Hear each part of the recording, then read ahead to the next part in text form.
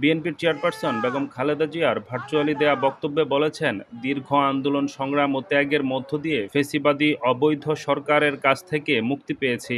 বীর সন্তানরা যারা মরণপণ সংগ্রাম করে অসম্ভবকে সম্ভব করেছে, শত শত শহীদদের জানাই শ্রদ্ধা। এ বিজয় আমাদের নতুন সম্ভাবনা নিয়ে এসেছে। বুধবার বিকেলে নয়াপল্টনের বিএনপির সমাবেশে ভার্চুয়ালি যুক্ত হয়ে খালেদা জিয়া একথা বলেন।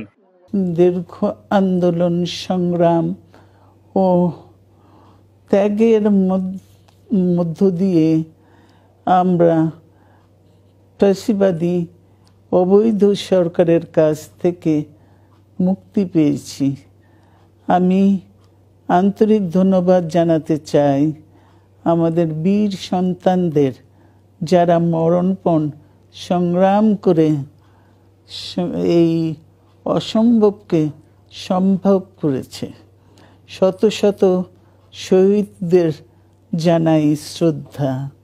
সমাবেশে বাংলাদেশ স্বৈরাচারের কবল থেকে স্বাধীন হয়েছে মন্তব্য করে বিএনপির ভারপ্রাপ্ত চেয়ারম্যান তারেক রহমান বলেন, এর জন্য অনেক প্রাণ বিসর্জন দিতে হয়েছে, আহত হয়েছে অনেকে।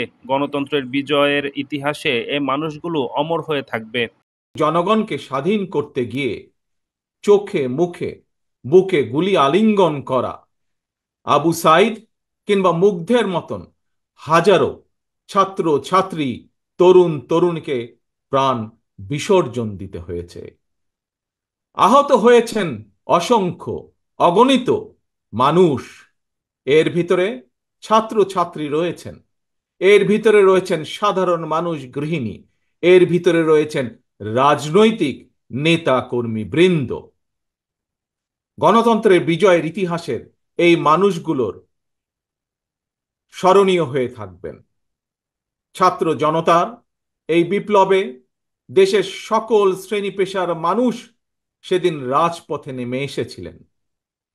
গণতন্ত্রের পক্ষের রাজনৈতিক দলের নেতাকর্মীদের পাশাপাশি একজন মা যেমন তার সন্তানকে কোলে নিয়ে সেদিন রাজপথে সামিল হয়েছিলেন, একইভাবে শিক্ষক, সাংবাদিক, বুদ্ধিজীবী, সাংস্কৃতিক কর্মী, শ্রমিক সহ সকল শ্রেণী পেশার মানুষ সেদিন রাজপথে নেমে এসেছিলেন।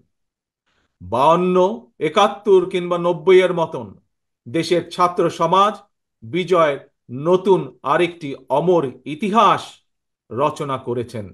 এদিকে নয়াপল্টনে বিএনপির সমাবেশকে কেন্দ্র করে সকাল থেকে জড়ো হতে শুরু করে নেতাকর্মীরা।